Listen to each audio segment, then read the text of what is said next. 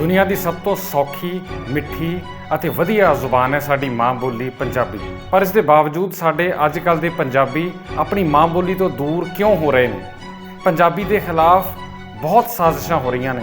ਕੌਣ ਕਰ ਰਿਹਾ ਇਹ ਸਾਜ਼ਿਸ਼ਾਂ ਅਤੇ ਪੰਜਾਬੀ ਮਾਂ ਬੋਲੀ ਨੂੰ ਬਚਾਉਣ ਲਈ ਅਸੀਂ ਸਾਰੇ ਕੀ ਕਰ ਸਕਦੇ ਹਾਂ, ਇਹ ਪੂਰੀ ਜਾਣਕਾਰੀ ਤੁਹਾਨੂੰ ਅੱਜ ਦੇ ਐਪੀਸੋਡ ਵਿੱਚ ਦੇਵਾਂਗੇ। ਪੰਜਾਬੀ ਹੋਣ ਦੇ ਨਾਤੇ ਅਤੇ ਆਪਣੀ ਮਾਂ ਬੋਲੀ ਪੰਜਾਬੀ ਦੀ ਖਾਤਰ ਅੱਜ ਦਾ ਇਹ ਪੂਰਾ ਪ੍ਰੋਗਰਾਮ ਧਿਆਨ ਨਾਲ ਜ਼ਰੂਰ ਸੁਣਿਓ।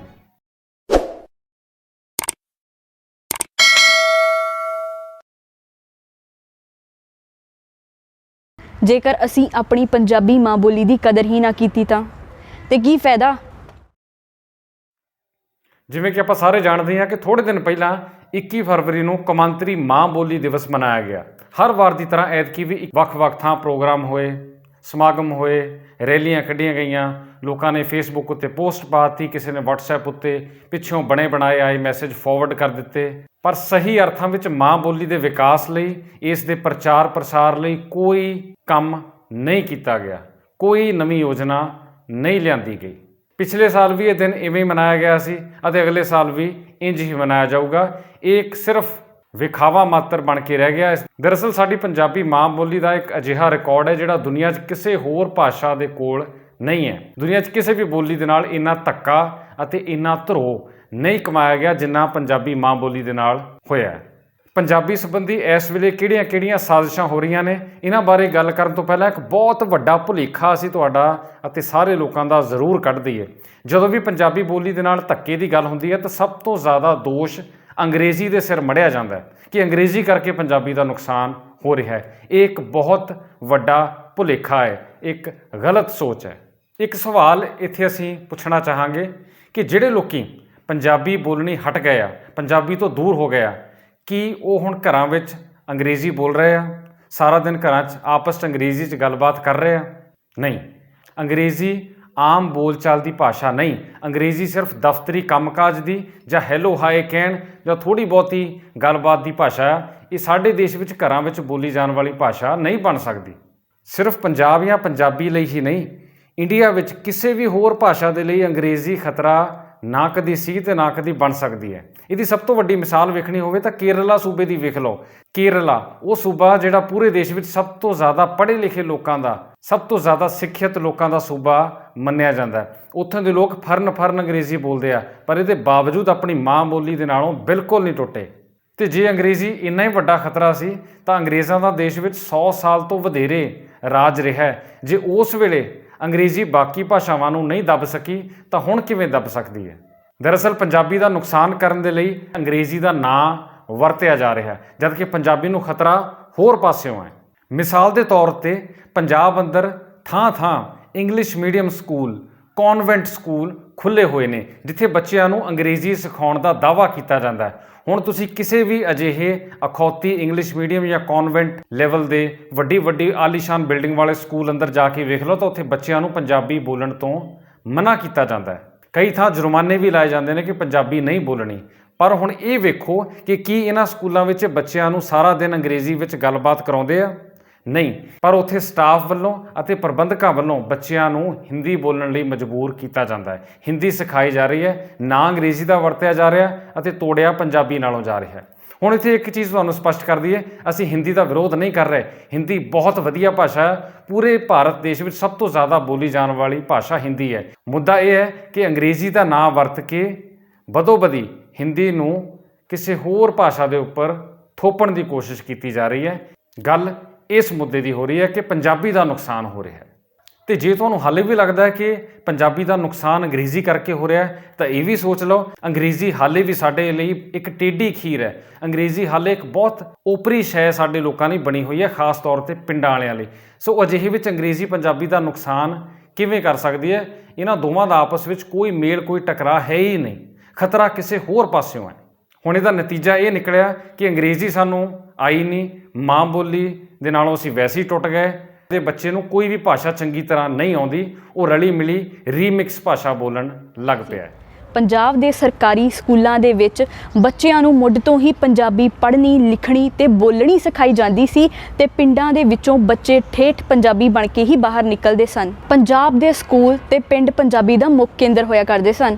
ਪਰ ਦੁੱਖ ਦੀ ਗੱਲ ਤਾਂ ਇਹ ਹੈ ਕਿ ਦੋਵੇਂ ਹੀ ਬਹੁਤ ਹੀ ਤੇਜ਼ੀ ਨਾਲ ਖਾਲੀ ਹੋ ਰਹੇ ਹਨ। ਸਰਕਾਰੀ ਨੀਤੀਆਂ ਕਰਕੇ ਤੇ ਕਈ ਹੋਰ ਨੀਤੀਆਂ ਕਰਕੇ ਸਰਕਾਰੀ ਸਕੂਲਾਂ ਨੂੰ ਬਹੁਤ ਹੀ ਬਦਨਾਮ ਕਰ ਦਿੱਤਾ ਗਿਆ ਹੈ ਤੇ ਮਾਂ-ਬਾਪ ਆਪਣੇ ਬੱਚਿਆਂ ਨੂੰ ਸਰਕਾਰੀ ਸਕੂਲਾਂ ਵਿੱਚ ਭੇਜਣ ਤੋਂ ਕਤਰਾਉਣ ਲੱਗ ਪਏ ਹਨ ਤੇ ਉਹ ਹੁਣ ਸਿਰਫ ਪ੍ਰਵਾਸੀ ਮਜ਼ਦੂਰਾਂ ਦੇ ਬੱਚਿਆਂ ਦੇ ਲਈ ਹੀ ਰਹਿ ਗਏ ਹਨ। ਪੰਜਾਬੀ ਮਾਂ ਬੋਲੀ ਦੇ ਖਿਲਾਫ ਇੱਕ ਬਹੁਤ ਵੱਡੀ ਸਾਜ਼ਿਸ਼ ਇਹ ਹੋਈ ਹੈ ਕਿ ਇਸ ਨੂੰ ਬਦੋ-ਬਦੀ ਇੱਕ ਖਾਸ ਧਰਮ ਦੀ ਬੋਲੀ ਬਣਾਉਣ ਅਤੇ ਸਾਬਤ ਕਰਨ ਉੱਤੇ ਬਹੁਤ ਲੋਕਾਂ ਨੇ ਜ਼ੋਰ ਲਾਈ ਰੱਖਿਆ ਹੈ। ਹਾਲਾਂਕਿ ਭਾਸ਼ਾ ਕਿਸੇ ਧਰਮ ਦੀ ਨਹੀਂ ਹੁੰਦੀ, ਭਾਸ਼ਾ ਲੋਕਾਂ ਦੀ ਹੁੰਦੀ ਹੈ, ਚਾਹੇ ਉਹਦਾ ਕੋਈ ਵੀ ਧਰਮ ਹੋਵੇ।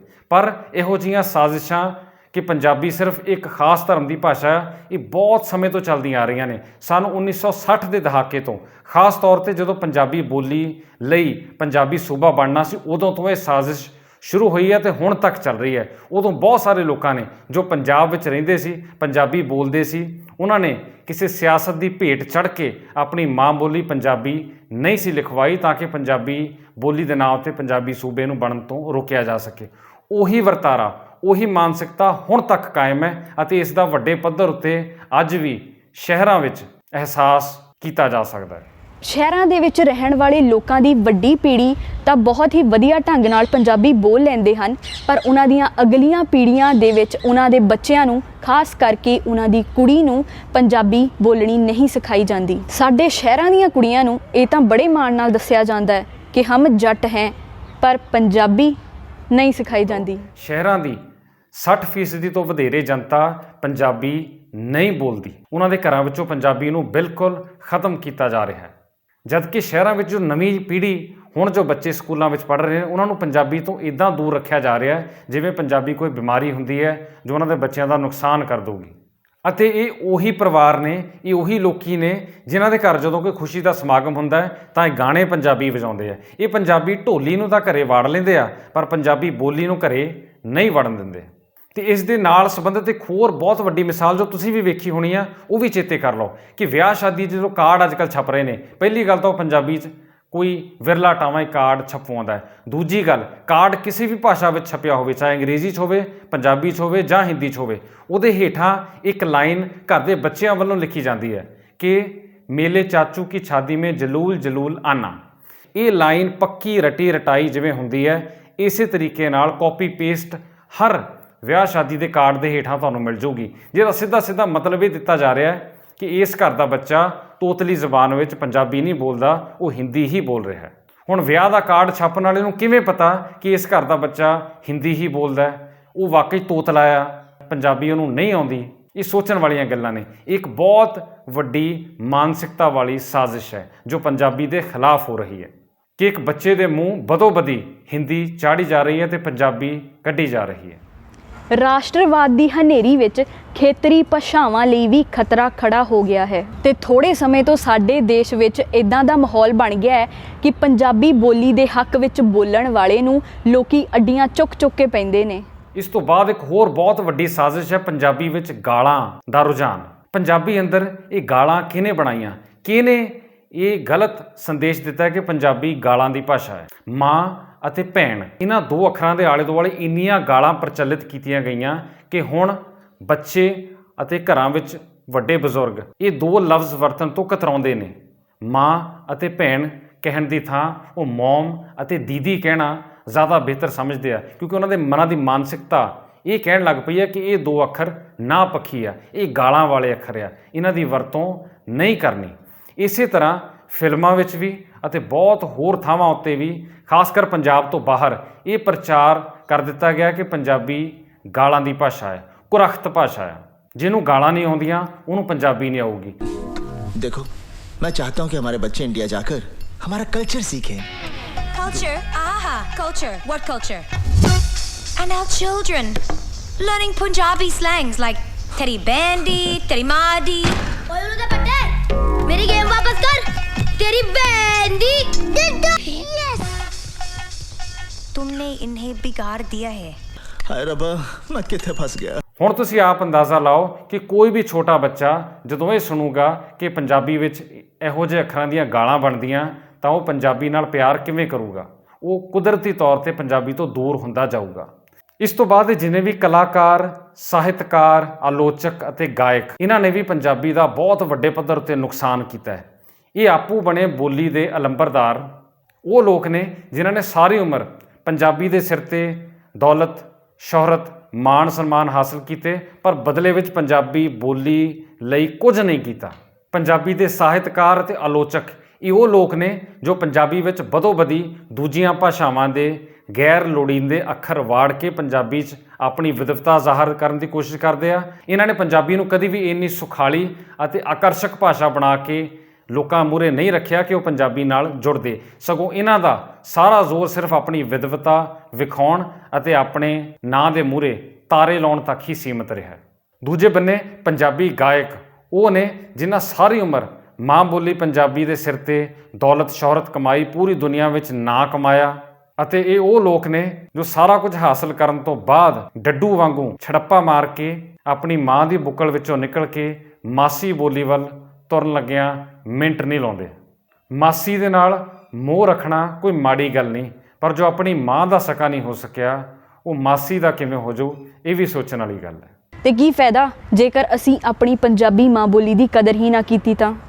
ਇਹਨਾਂ ਸਾਰੇ ਲੋਕਾਂ ਦਾ ਆਪਣੀ ਮਾਂ ਬੋਲੀ ਪ੍ਰਤੀ ਵਤੀਰਾ ਵੇਖ ਕੇ ਇਹ ਸੋਚਣਾ ਬਣਦਾ ਹੈ ਕਿ ਇਹ ਸਾਰੇ ਕਿਸੇ ਲਾਲਚ ਤਹਿਤ ਅਜਿਹਾ ਕਰ ਰਹੇ ਨੇ ਜਾਂ ਫਿਰ ਕਿਸੇ ਡੂੰਘੀ ਸਾਜ਼ਿਸ਼ ਤਹਿਤ। ਹੁਣ ਇਹ ਸਾਰੀ ਚਰਚਾ ਸੁਣਨ ਤੋਂ ਬਾਅਦ ਤੁਹਾਡੇ ਦਿਮਾਗ 'ਚ ਇੱਕ ਸਵਾਲ ਜ਼ਰੂਰ ਉੱਠ ਰਿਹਾ ਹੋਊਗਾ ਕਿ ਪੰਜਾਬੀ ਦੇ ਖਿਲਾਫ ਹੀ ਸਾਜ਼ਿਸ਼ਾਂ ਕਿਉਂ ਹੋ ਰਹੀਆਂ ਨੇ।